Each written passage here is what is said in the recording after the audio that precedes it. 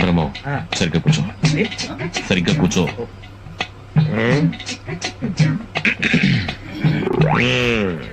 పెళ్లి కూతుర్ని పిలిపించమంటావా?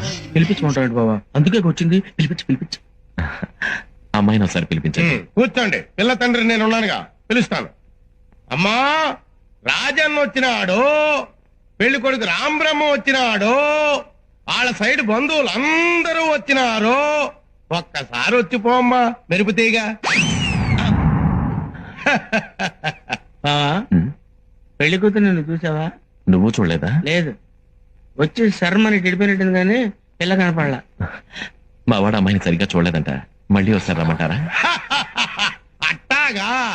అమ్మా, రాజన్న వచ్చినాడు, పెళ్లి కొడుకు రాంబ్రహ్మ వచ్చినాడు, వాళ్ళ సైడ్ బంధువులు అందరూ వచ్చినారు. ఒక్కసారి వచ్చిపోమ్మా మెరుపుతీగా.